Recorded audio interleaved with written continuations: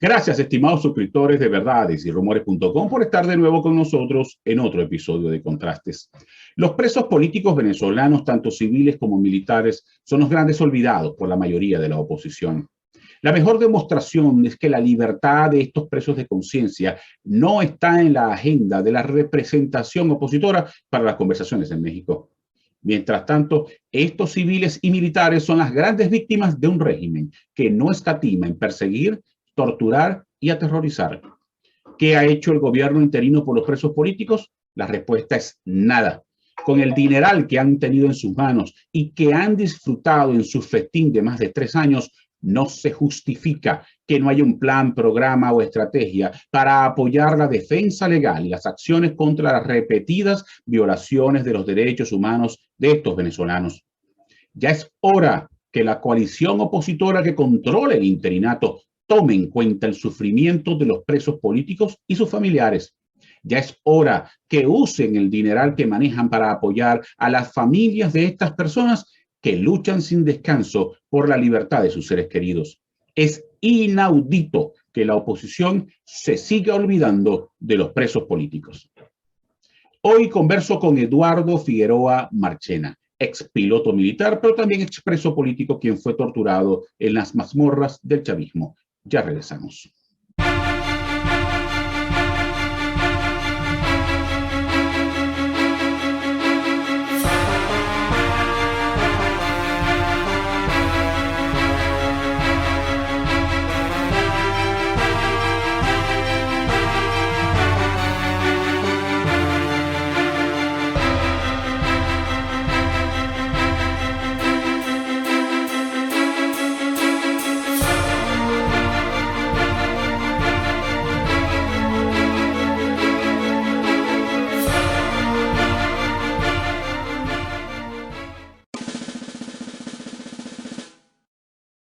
Estimados suscriptores de Verdades y Rumores.com, si usted tiene dificultades para ingresar a nuestro portal como consecuencia del bloqueo del chavismo, solo siga las siguientes instrucciones. Ingrese a la Play Store de Google y busque la aplicación Intra. Luego pulse el botón para instalar.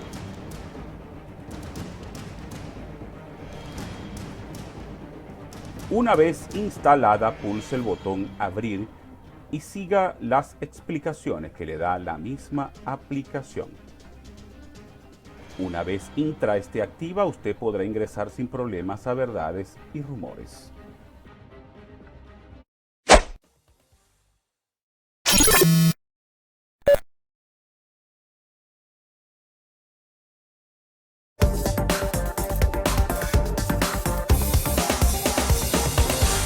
Hoy converso con Eduardo Figueroa Marchena, uno de los cientos de presos políticos que ha tenido nuestro país y a quien le quiero dar las gracias por haber aceptado la invitación a participar en Contrastes. Gracias a ti, Darwin, por invitarme. Además que, bueno, siempre seguíamos desde la cárcel, seguíamos tu columna. Era una de las cosas que los familiares estaban pendientes de resumirnos y de cuando podíamos pasar la prensa, pues, de leer. Muchísimas gracias por la lectura en momentos tan complicados. Eduardo, comencemos con darle una explicación a nuestra audiencia de quién es Eduardo Figueroa Marchena. Perfecto. Bueno, para que las personas lo sepan, obviamente venezolano, maracayero, graduado en la Escuela de Aviación Militar en el año 2006 como subteniente, licenciado en Ciencias y Artes Militares de la aviación. Pues continué en mi carrera, o inicio mi carrera en la Fuerza Aérea, en el año 2010, ya culminando mi entrenamiento como piloto militar, como piloto de transporte, para julio, exactamente el 28 de julio del 2010, pues me dicen por memorándum que voy trasladado a Puerto Ordaz, que era una base de castigo, porque no comulgaba con la ideología del régimen. Y aclaro las fechas, estamos hablando del 2010, porque hay personas que dicen, bueno, pero ¿por qué este muchacho sale ahora? Y bueno, me prohíben seguir desarrollándome como piloto en la Fuerza Aérea. Luego empiezan a pasarme por varias bases, de comando de tropas. Dentro de la Fuerza Aérea, si tú tienes el perfil de piloto, cuando te envían a comandar tropa, a pesar de que es una experiencia extraordinaria, pues dentro de la Fuerza Aérea se tiene entendido que te están como congelando, como metiendo en un congelador. empezaba ya a matizarse de una manera fuerte el tema del chavismo, de la ideología comunista en la Fuerza Aérea o en la Fuerza Armada. Y en el 2011 decido retirarme por propia solicitud. Tengo mi resuelto de baja, te lo puedo hacer llegar, firmado por el ministro de la Defensa de ese momento. Yo envié una carta muy marcada donde decía que por qué me estaba retirando de la Fuerza Aérea. Bueno, luego de eso incursioné en labores o en empresas, en compañías privadas, como auditor, como coordinador de servicios, pero empecé a hacer como un trabajo político. Creé mi propio blog, se llamaba Ojo Analítico. Ese blog luego me lo bloquearon. Y bueno, publicando pues críticas directas en contra del sistema, en contra del chavismo. En el 2014 hubo como un punto de encuentro donde muchos sectores empresariales, políticos, militares retirados y militares activos empezamos a debatir, ¿no? Y a buscar ideas o a crear opciones para salir de la dictadura. Había empezado la represión fuerte, las calles estaban muy calientes y estaban muriendo jóvenes.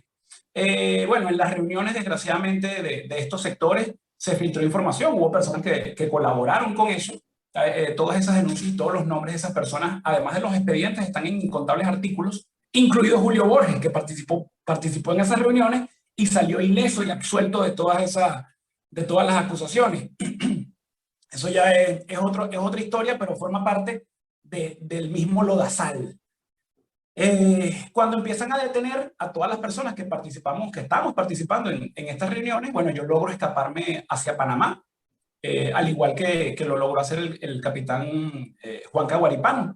Estando en Panamá, seguimos con este intento de romper inercias. Intentamos hacer un pronunciamiento con militares activos, a los cuales también detuvieron por fuga de información.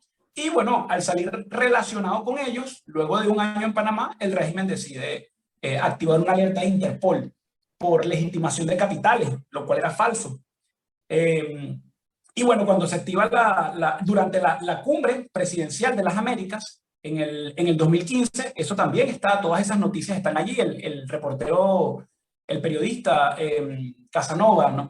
Roberto Casanova, si no me equivoco, él hizo un reportaje de un funcionario del DGCIN, del SEBIN, que se escapó a Estados Unidos y declaró que la misión que le habían dado era secuestrarme y matarme en Panamá para simular que yo iba a hacer un atentado en contra del presidente Maduro. Bueno, después de todas estas situaciones, lo que me hicieron en Panamá fue un secuestro. Yo daba asesorías empresariales en Panamá, me citaron para contratarme en un restaurante. Y en ese restaurante, bueno, pues me detuvieron y en 16 horas me deportaron a Venezuela, violando más de 25 leyes internacionales. Cuando llego a Venezuela, el delito de legitimación de capitales, obviamente, se desestima. Claro. Y me presentan ni siquiera se desestima, porque eso entra ahí en terminología legal, sencillamente desaparece. Y me presentan en un tribunal militar por instigación a la rebelión militar. Y bueno, ya eso es parte de toda esta historia. Lo que tú viviste ya como preso político en Venezuela, vamos a tratarlo en el segundo segmento. Y ahora te quiero preguntar por qué ese fuerte reclamo que le hiciste a Leopoldo López durante un acto que se realizó hace algunos días en la Universidad de Oviedo, en España.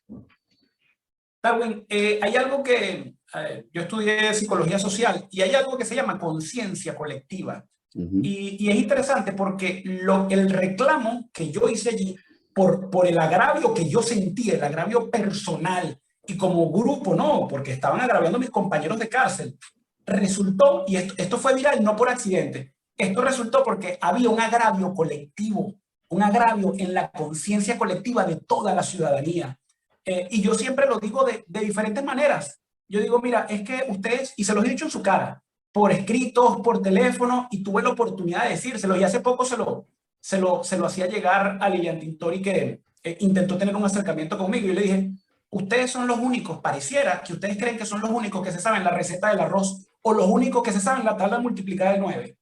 Porque es que no hay otra explicación. Y la manera como ellos han utilizado a Venezuela y a los presos políticos como sencillamente como fichas de póker, como un juego, y al mayor estilo o al más puro estilo maquiavélico de Nicolás Maquiavélico, bueno, el fin justifica los medios.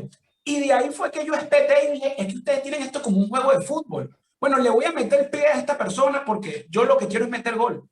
Todas las estrategias y todo el desastre que ellos tienen y toda la malversación de fondos, que no la digo yo, la dicen las instituciones internacionales, están los números, tú te manejas muy bien con los números, tú tienes esos números, las facturas de las rumbas en Bogotá están ahí, no es Darwin, ni es Eduardo, ni es que estamos frustrados, ni acomplejados, ni es que, no, eso está allí.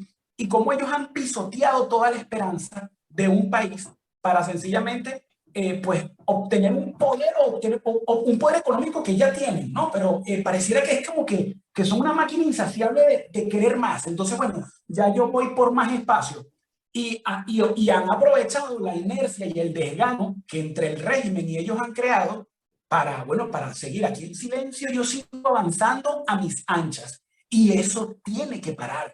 Y entonces, si a lo mejor viene Eduardo Figueroa, y se lo decía también a Lilian Tintori en la nota de voz, yo le decía, no puede ser que toda persona que les diga a ustedes, mira, esto no es así, ah, bueno, tú estás en contra de mí, eres mi enemigo, o es que eres chavista, o es que eres infiltrado, o es que... Entonces, al más puro estilo de Hugo Chávez Frías, una persona que sencillamente, si estás en mi contra, yo te voy a pulverizar. Y esas son las prácticas que están teniendo, al más puro estilo del soviet y de la nomenclatura rusa. Bueno, en el partido no se aceptan críticas. Ahora, Eduardo, ¿cuál es la evaluación que tú haces del tratamiento o de la atención que la oposición, principalmente esa coalición opositora que gobierna y que gobierna o que maneja el gobierno interino, ha hecho del tema de los presos políticos?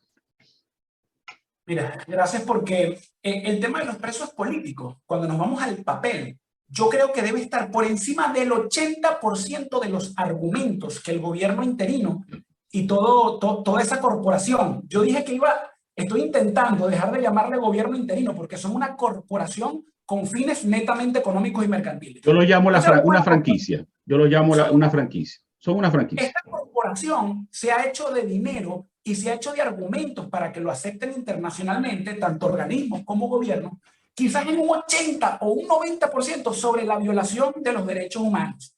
Y la violación de los derechos humanos, obviamente, es muy amplia, ¿no? Hablamos de genocidio. Las personas creen que hablar de genocidio es sencillamente abrir una fosa y meter cuerpos en la fosa. No, en el 48 el concepto, en el 1948 el concepto que se dio de genocidio es persecución, segregación, perseguir a una persona por, bueno, sea por raza, sea por opiniones, y todo esto lo está haciendo también esta corporación. Si tú no piensas como yo te voy a perseguir y yo te voy a amenazar, porque a mí me han llegado amenazas.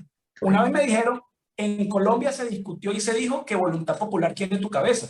Y lo repito, bueno, entonces ¿será que yo me metí como un cartel? Porque ¿cómo es que un partido democrático de una persona que vino a recibir un premio de libertad en Asturias le dice a una persona, porque está diciendo verdad y está reclamando como ciudadano al cual le deben, a mí me deben dar explicaciones como ciudadano de Venezuela de qué han hecho con ese dinero y de por qué ustedes, hablo de ellos, ¿no? De la corporación, sencillamente no van de frente. ¿Qué te respondió Leopoldo en medio de esa conversación o careo, por llamarlo de alguna forma? Muchas personas dicen, bueno, pero es que no publican lo que respondió Leopoldo. Leopoldo lo último que me respondió fue lo que está en el video porque mi esposa era la que estaba grabando y ella terminó de grabar para agarrarme la mano y salir de ahí. Leopoldo lo último que me dijo fue, no está siendo constructivo, como si uno fuera un muchacho, dicen en el llano, Darwin, cogí balazo. No, y están convencidos de que todo el pueblo venezolano es cogido balazo. Ahora, ¿cuál es la situación actual de los presos políticos en Venezuela? Porque ese es un tema que poco trasciende ante la opinión pública, primero porque los líderes políticos no le prestan atención y solamente están los familiares y algunas ONG legales que están apoyando a los presos políticos. La situación de los presos políticos en los últimos 10 años es la más crítica que han tenido. Por esto mismo, por el silencio, porque realmente no hay figuras de peso políticas presas, como en su momento estuvo Leopoldo López, o estuvo Antonio Ledesma, o los diferentes alcaldes o diputados que pasaron por las cárceles. Realmente no hay una mayor figura de peso. Partidistas, Roland Carreño, y créeme, todos los movimientos que se han hecho en México en las conversaciones solamente se han enfocado en soltar a Roland Carreño. En cualquier momento va a salir. O sea, el único preso político para esa representación de la oposición es Roland Carreño, que es un preso político, por supuesto, pero y el resto no importa.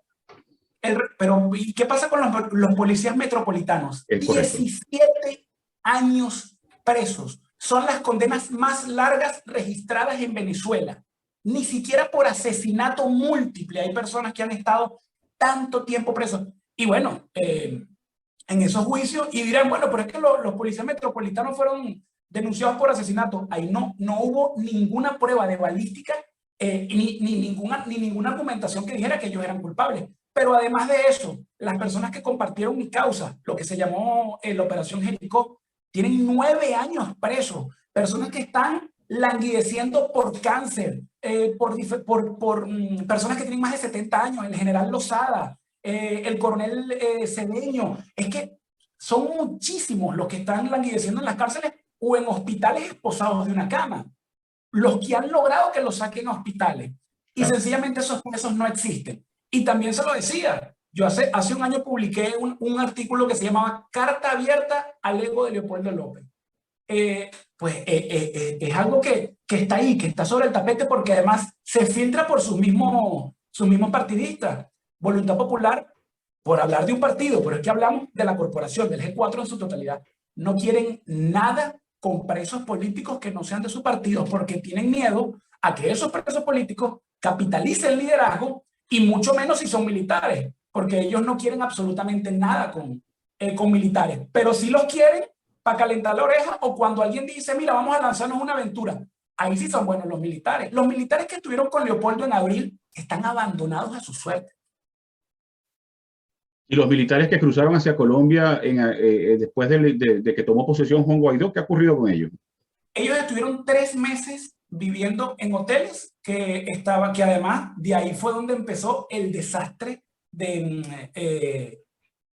digamos, de la corrupción, que eso está allí. Le pasaban al gobierno de Colombia sobrefacturación de los hoteles. Eso no lo dice Eduardo, eso no lo dice Darwin, eso está allí. Hay procesos legales que están a punto de reventar y que ya están corriendo en tribunales en Colombia por la malversación de fondos que ha habido.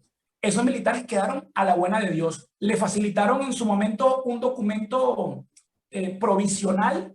Algunos se quedaron en Colombia y otros empezaron su peregrinación por Latinoamérica. Mensualmente, Darwin, estamos intentando atender a personas de esos grupos que dicen, mira, estoy abandonado en Uruguay, estoy abandonado en Perú, estoy abandonado en Chile. Mira, por esto perdí mi familia, porque mi familia me dejó, no, estoy durmiendo en una iglesia, estoy durmiendo en... Esa es la realidad de lo que está pasando, al igual que los presos políticos que logran salir. No los partidistas, los presos políticos de a pie, que salen y el DGCIN o el Tribunal Militar les dice, se va, lo voy a permitir que se vaya, pero usted tiene que irse del país, sin pasaporte, sin cédula y en una ruina absoluta, porque te robaron absolutamente todos tus bienes. Y además de eso, Darwin, porque es que hay muchas cosas, también está el tema de los solicitantes de refugio a nivel mundial. Cómo esta corporación ha ridiculizado la solicitud de refugio de los venezolanos, porque yo llego y solicito refugio, yo no me puedo mover del país donde yo estoy. Yo solicito una figura de protección internacional porque temo por mi vida. Y entonces los políticos partidistas pido refugio y a los 2 meses, 6 meses, 1 año, me voy a devolver porque voy a participar en elecciones en mi país. Les están afectando la condición migratoria y la credibilidad de 7 millones de venezolanos que están viendo cómo sobreviven fuera del país. Y son cosas que no se han hablado, pero es que esto es un tejido increíble. Eduardo, tenemos que hacer una pausa. En el próximo segmento quiero que toquemos de tu caso. Luego que llegaste a Venezuela, que fuiste presentado ante un tribunal y que fuiste imputado por instigación a la rebelión, tengo entendido, quiero saber cuál fue ese infierno que tú viviste y además sobreviviste. Hagamos una pausa, ya regresamos.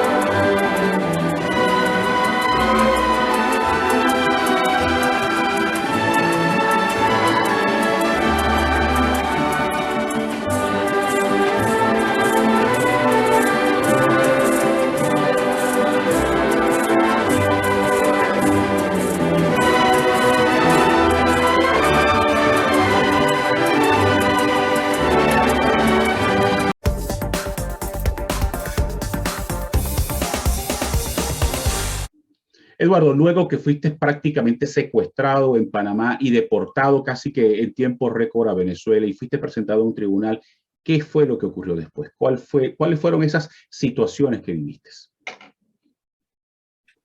Bueno, a mí me trasladaba a Venezuela, había tanta premura por trasladarme en ese momento, ya que yo era una incógnita para los grupos de inteligencia, y lo dije hace poco en una entrevista, porque es que pensaban que uno dependía de algún grupo, o dependía de algún partido, o era financiado por alguien, y no era así, sencillamente no le cabe en la cabeza ni al régimen, ni tampoco a esta corporación, que los ciudadanos, o que haya personas que crean en la formación ciudadana y en lo necesario, apegándose obviamente a la Constitución.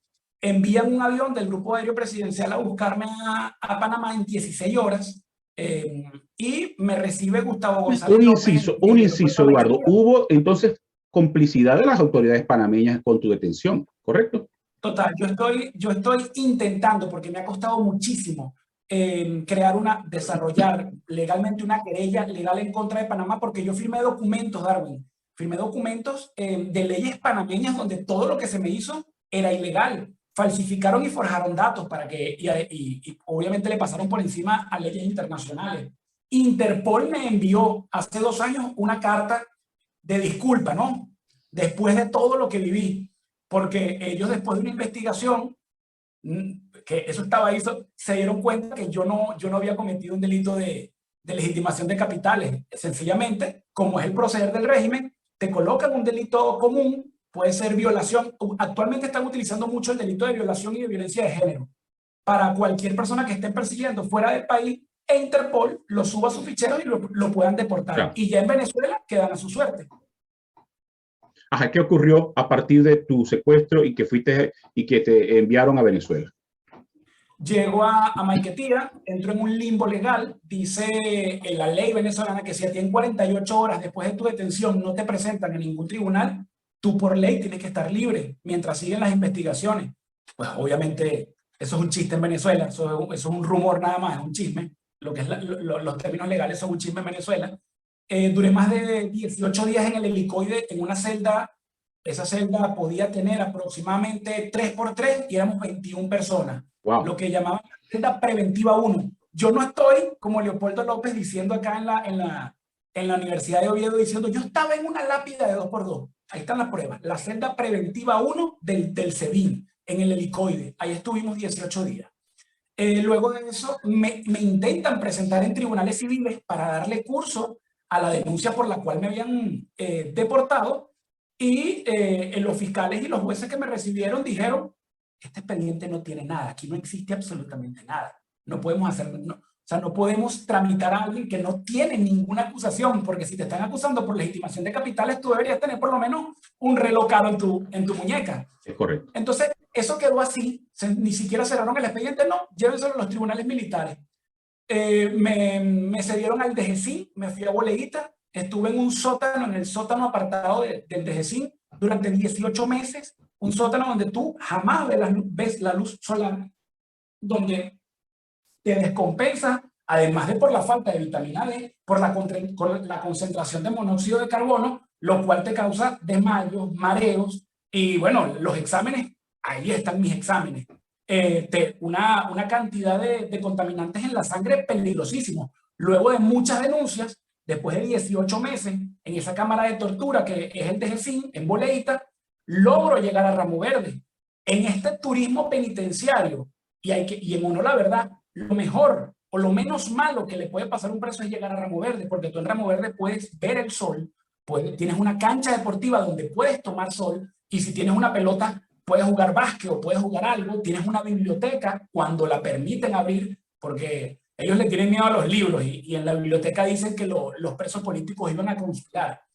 Pero tienes y puedes recibir visitas de tus familiares y tocarlos, que eso no tiene valor en este mundo. Poder visitar y abrazar y besar a tus familiares. Y en Ramo Verde eso podía ocurrir. Ahí estuve 2 años y 6 meses y me encuentro, bueno, obviamente con Leopoldo López, que estaba en una torre contigua sola para él. Y repito, estos no son cuentos de camino. Y yo digo, bueno, yo no quiero caer en los términos de mantenerme al margen y ser marginal. Bueno, es que Leopoldo López es un barriga verde y es un feo. No, hay que atacar y buscar soluciones a los problemas, pero también es cierto que estás recibiendo premios por el mundo y algunos premios son en metálico, como fue el premio Sájarov que recibió Julio Borges de 50.000 euros, dinero que se desapareció en el 2017, y van recibiendo premios con un discurso que es falso, pero a nosotros que estuvimos presos no nos pueden decir que es falso y estamos en el deber de decir, porque si tú conoces una verdad y te callas, tú eres un cómplice. Y si tú escuchas una mentira y dices que es verdad, dejas de ser cómplice y te conviertes en un criminal. Eduardo, una pregunta que puede sonar incómoda. En tu estancia en el helicoide y en la sede de la DGCIN, ¿fuiste torturado en algún momento?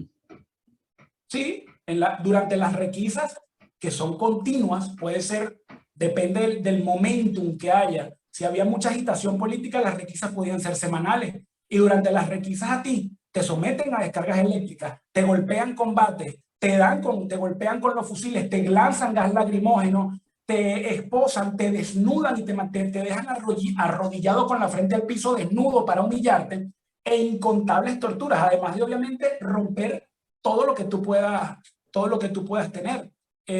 O en periodos de aislamiento. Los periodos de aislamiento, tanto en el DGCIN, que ya de por sí estás aislado, como en Ramo Verde, fueron brutales. La manera como las celdas que estaban habilitadas para aislamiento eran celdas donde tú tenías que matar ratas, y nosotros en celdas de aislamiento, por lo cual no pasó Leopoldo López, matábamos las ratas en la noche y se las guindábamos en bolsas y las lanzábamos por la reja para que cuando llegaran en la mañana a darnos el desayuno, vieran lo que estaba pasando.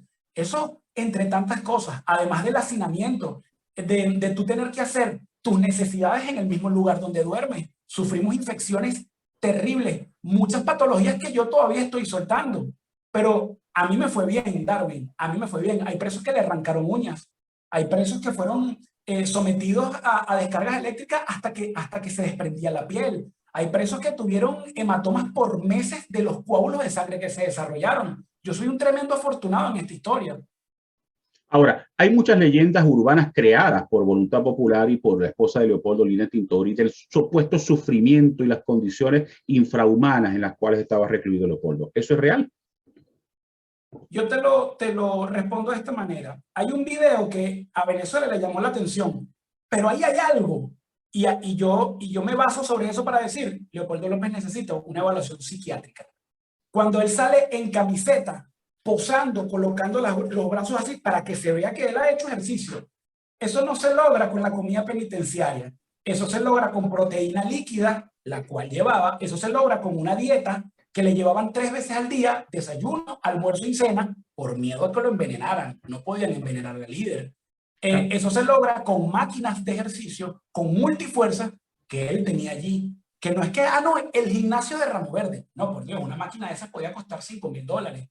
Ese es el gimnasio que él habilitó para Ramo Verde. Como también habilitó los pisos que tenía con diferentes comodidades. Y yo repito, Darwin, yo hubiese tenido el dinero, yo, Eduardo Figueroa, para mitigar mis incomodidades y la situación que yo pasé en Ramo Verde, y yo lo hubiese hecho. No lo hice porque no lo tenía.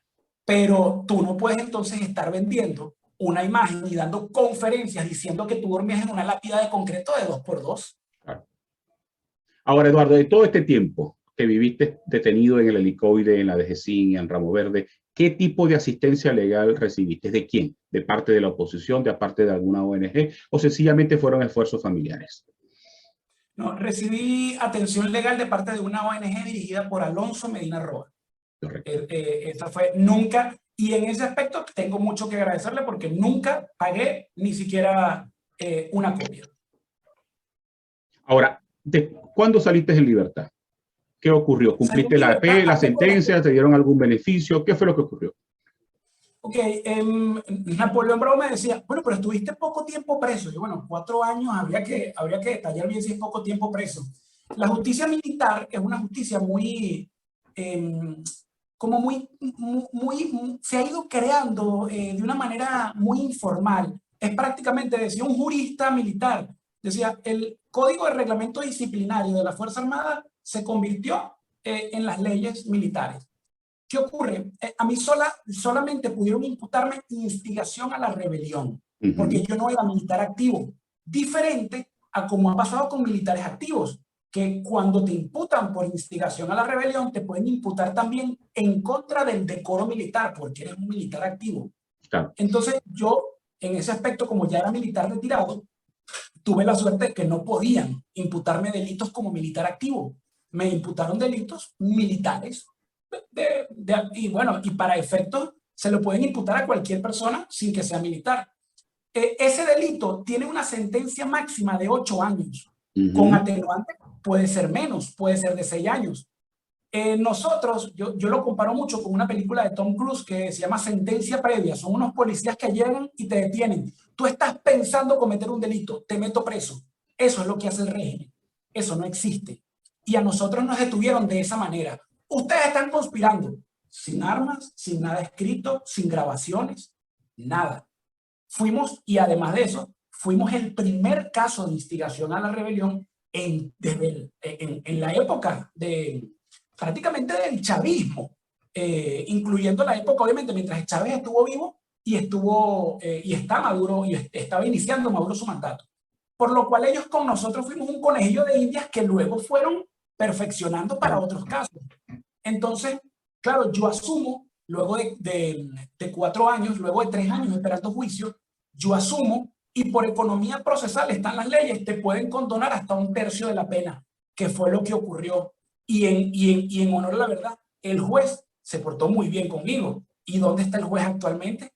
El coronel Peñalver está preso en el DGCIN. Entonces, claro, por eso yo cumplo 4 años. El día 26 de marzo del año 2019 me correspondía salir y no me abrieron la reja. El día 27 tampoco me abrieron, y el día 28 yo decidí pararme frente a la cámara de la entrada de Ramo Verde con una hojilla y decir, si no me sacan me desangro en esta vaina, les dije. Tuvimos un encontronazo muy fuerte en Villegas, porque esto no lo dije yo calmado, Darwin, esto lo dije yo muy agitado. O me desangro aquí frente a las cámaras. Los pisos de Ramo Verde bajaron a apoyarme. Estamos hablando de 4 pisos, una población penal de 600 personas. Y les ofrecimos prenderles el penal en candela si a mí no me abrían las puertas y me dejaban ir. Llegó la inspectoría del Ministerio de la Defensa, llegaron los tribunales militares. Luego de un tiempo me tuvieron que aislar para que no me hiciera daño. Obviamente yo lo que estaba era también marcándolos a presión. Claro. Para que me dieran mi libertad. Eran 4 años presos. Y me dijeron, sí, te vamos a dar la libertad. No te íbamos a dejar salir en libertad, pero te tienes que ir del país. Lo que me ayudó también, que por coincidencias había una misión de la Cruz Roja Internacional haciendo unas visitas en Ramo Verde. En ese momento, de hecho yo hablé con esos auditores, y a las 6 de la tarde me dicen, te vamos a dejar salir, pero te tienes que ir del país. Yo, bueno, perfecto, yo me voy del país, yo lo tenía planteado. Y bueno, acá estoy. Perfectamente. Un mensaje final a las familiares de los presos políticos. Nos quedan unos 30 segundos.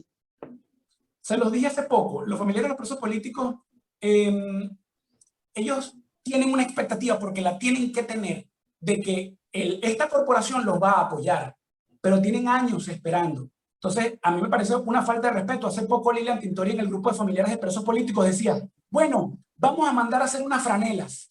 Unas franelas. Ese es el apoyo de una corporación que recibió en ayuda humanitaria $500 millones, Darwin. Unas franelas que insistan, que no se permitan apabullar por la fama, por el poder de estos grupos. Hay que insistir y hay que acudir a instancias internacionales. Y además de esto, yo sé, porque hay algunos exdiputados de esta corporación que nos están llamando, los vamos a apoyar. Pero mire este proceder, Darwin, y lo hago como denuncia. Los vamos a apoyar. Esto lo hace el exdiputado Gilbert Caro. Pero usted ahora coloque que yo la llamé y agradézcame. Al más puro estilo del chavismo. Al más puro estilo del chavismo. Tienes una bolsa clap, pero me tienes que cantar la consigna de Chávez vive, la patria sigue. Eso es un delito. Ese mismo muchacho en Colombia se tomaba fotos dándole arepas a niños en la calle. ¿Cómo tú le das comida a alguien y le tomas una foto? Eso es una humillación. Por eso yo digo, y se mantiene esa frase, están disociados. Pero vamos a salir de ellos y los presos políticos saldrán de ahí y reconstruirán sus vidas. Bueno, Eduardo, muchísimas gracias por haber aceptado la invitación. Gracias por la invitación a abrirme esta ventana, Darwin. No, aquí estamos a la orden en Verdades y Rumores para todos los familiares y para todos los presos políticos. Y a ustedes muchas gracias por haber estado en la sintonía. Nos vemos el próximo lunes con otra interesante entrevista.